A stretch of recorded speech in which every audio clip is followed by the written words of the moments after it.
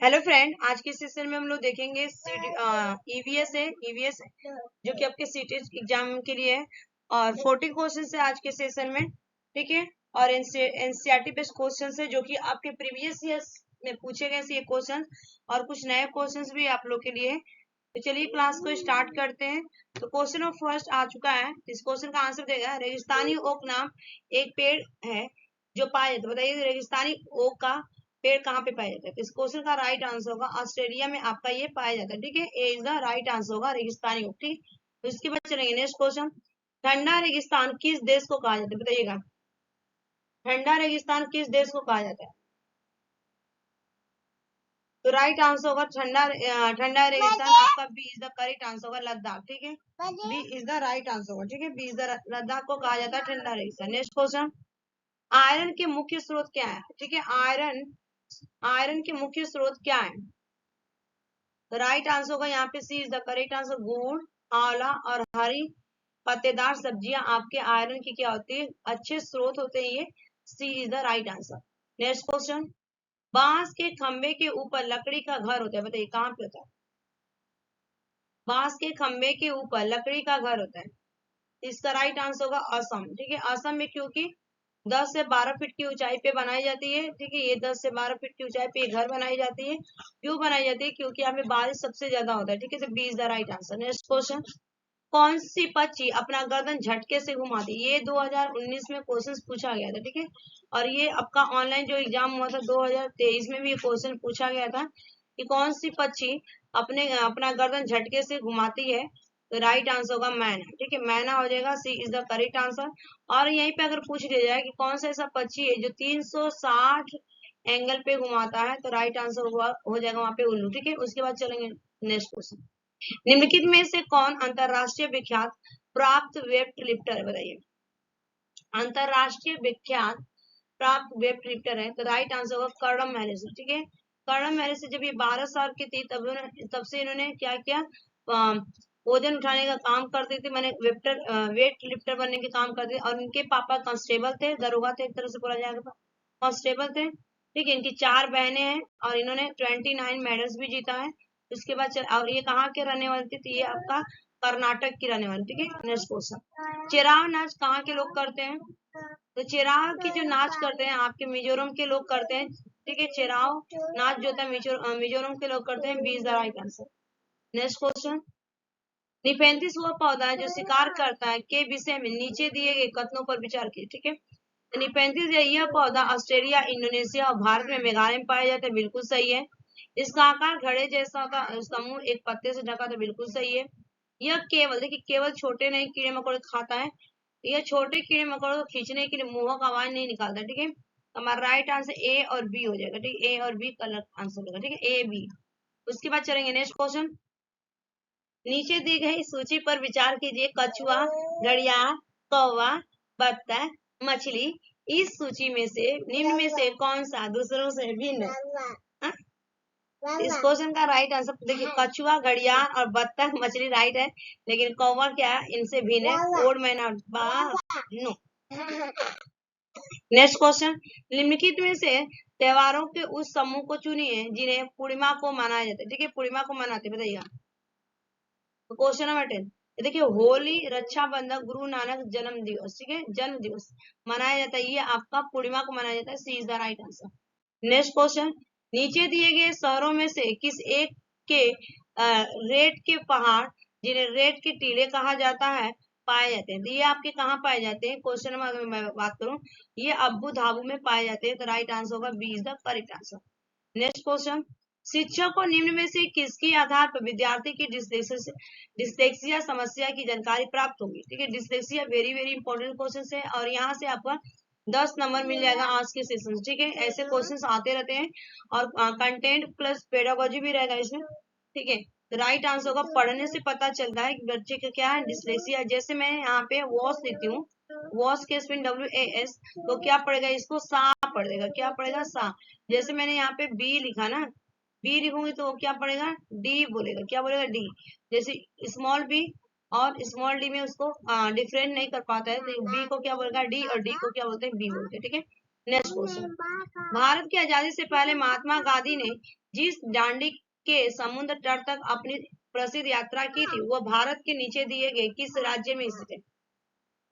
तो right answer होगा गुजरात। ठीक है, गुजरात हो जाएगा, D is the correct answer होगा इस क्वेश्चन का राइट आंसर। ठीक है, और जो दांडी मार्च 12 मार्च से लेकर 12 मार्च इन्होंने शुरुआत किया था, 12 मार्च से 1930 में स्टार्ट किया था।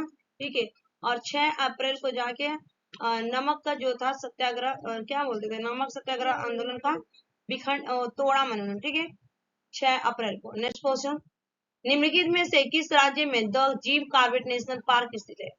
The Jim Corbett national park स्थित है। तो राइट आंसर होगा इस क्वेश्चन का यहाँ पे उत्तराखंड। ठीक है, उत्तराखंड में आपका क्या है, जिम कॉर्बेट नेशनल पार्क स्थित है। उसके बाद चलेंगे नेक्स्ट क्वेश्चन, रीढ़ वाले जंतु बताइए, रीढ़ वाले जंतु।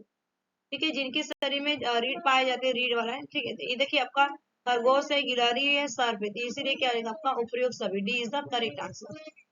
नेक्स्ट क्वेश्चन, उड़ीसा के निकटवर्तीय राज्य बताइए, उड़ीसा के निकटवर्तीय राज्य क्या होगा?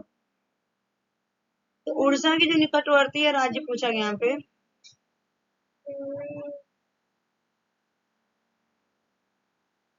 तो राइट आंसर होगा यहाँ पे झारखंड, पश्चिम बंगाल, छत्तीसगढ़। झारखंड, पश्चिम बंगाल और छत्तीसगढ़, ये उड़ीसा के निकटवर्तीय राज्य, C is the right answer. Next question, बच्चों को पर्यावरण अध्ययन को सिखाने के लिए खोजने के द्वारा पर्याप्त समय दिया जाता है, यह इंगित करता है, बताइए।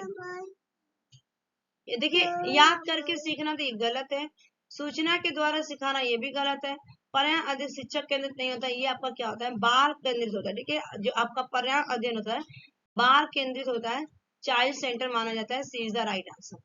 नेक्स्ट क्वेश्चन, निम्नलिखित राज्यों के समूह में से किस एक समूह के समुद्र तट अरब सागर पर है, बताइए। अरब सागर पे क्वेश्चन नंबर 18 का, देखिए अरब सागर, कर्नाटक, केरल और गुजरात। कर्नाटक हो जाएगा आपका, Kerala, Gujarat, A is the right answer.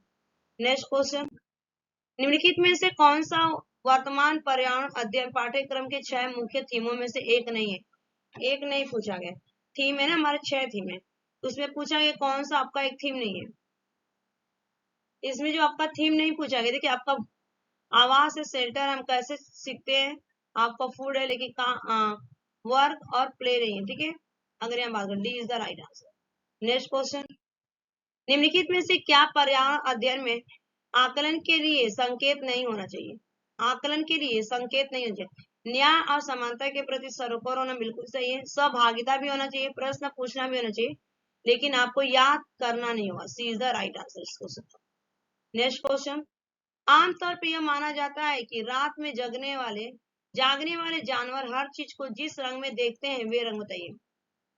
तो जो रात में जागते हैं और हर चीज को देखते हैं तो कैसा दिखेगा उनको, काला और सफेद। ठीक है, काला और सफेद दिखेगा, यहाँ पे लाल है। ठीक है, काला और सफेद, D is the right answer. Next question, निम्नलिखित, ठीक है, निम्नलिखित में से कौन सा एक पर्यावरण अध्ययन के संबंध में सच नहीं है?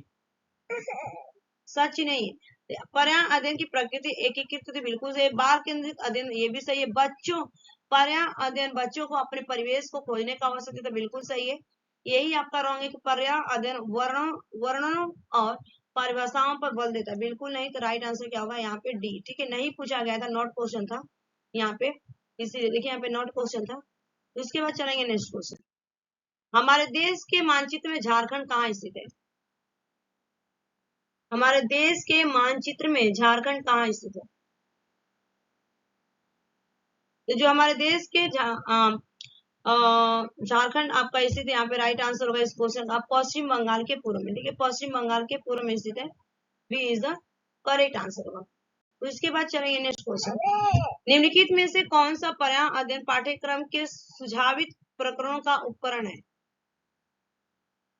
ठीक है, तो राइट आंसर होगा आपका प्रकरण। ठीक है, तो राइट आंसर है यहाँ पर भोजन।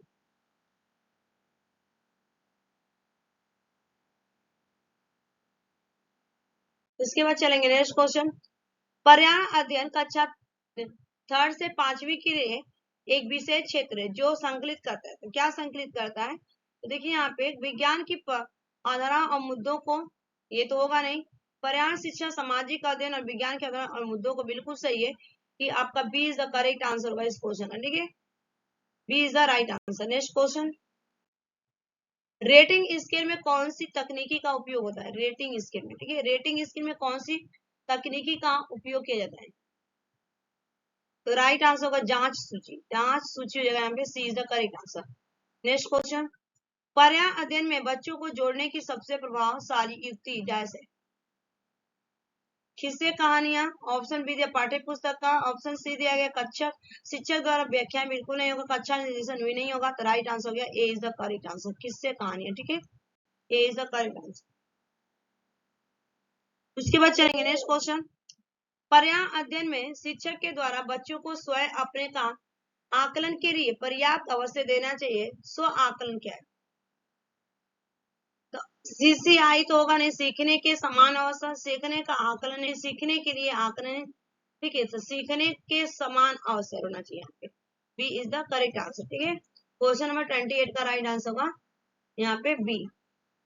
नेक्स्ट क्वेश्चन, नीचे दिया गया कौन सा एक समूह जड़ों का है? बताइए, नीचे दिया गया कौन सा समूह जड़ों का है? तो जो जड़ होते हैं आपके, तो देखिए आलू, अदरक, यहाँ पे गाजर, हल्दी, अदरक, गाजर, चुकंदर, शकरकंद होता है आपका, मूली होता है, ठीक है, ये तो होता है, गाजर होता है आपका, चुकंदर भी होता है और मूली होता है, ठीक है, तो गाजर, चुकंदर, मूली, ये आपके हो जाएंगे, D is the correct answer. और आलू तो आपको पता है कि किस चीज का होता है, स्टीम होता है, हल्दी भी स्टीम होता है, इसमें भी हल्दी। नेक्स्ट क्वेश्चन, निम्नलिखित में से किस राज्य में मधुबनी पेंटिंग बनाई जाती है? तो जो निम्नलिखित में से मधुबनी पेंटिंग आपकी बनाई जाती है, तो बिहार में बनाई जाती है, ठीक है, बिहार में महोत्सव पे बनाया जाता है। नेक्स्ट क्वेश्चन, पर्यावरण में होने वाले किस परिवर्तन के कारण रेखा की मां ने उसे पेड़ के नीचे सोने से मना किया? ठीक है, कार्बन डाइऑक्साइड गैस की कमी के कारण नहीं, कार्बन डाइऑक्साइड गैस की अधिकता, ठीक है, क्योंकि रात में जो पेड़ पौधे होते हैं क्या होता है, वो भी क्या करते हैं, रात में ऑक्सीजन लेते हैं और कार्बन डाइऑक्साइड छोड़ते हैं, ठीक है। नेक्स्ट क्वेश्चन, पर्यावरण अध्ययन के शिक्षकों को निम्न में से किस पर ध्यान देना चाहिए?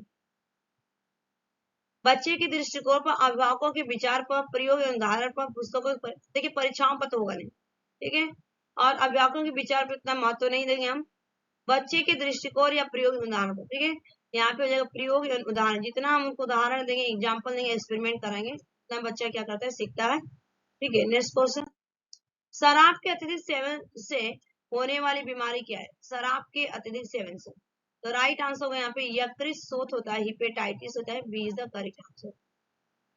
नेक्स्ट क्वेश्चन, निम्नलिखित में से कौन वायुमंडल में ऑक्सीजन और कार्बन डाइऑक्साइड के संतुलन में प्रमुख भूमिका निभाता है? तो राइट आंसर होगा प्रकाश संश्लेषण जो होता है आपका भूमिका निभाता है, B is the right answer. Next question, निम्नलिखित में से कौन प्रोटीन का उच्चतम स्रोत नहीं है? तो राइट आंसर होगा मूंगफली का तेल उच्चतम स्रोत नहीं माना जाता है, D is the right answer. Next question, मनुष्य में एनीमिया रक्त अल्पता का प्रमुख कारण क्या है? एनीमिया जो ब्लड की कमी होने पर हम उनको एनीमिया या रक्त अल्पता कहते हैं, तो राइट आंसर होगा लौह तत्व या आयरन की कमी, ठीक है, C is the correct answer. Next question, मनुष्य में एनीमिया रक्त अल्पता का, तो ये आपको रिपीट हो गया क्वेश्चन।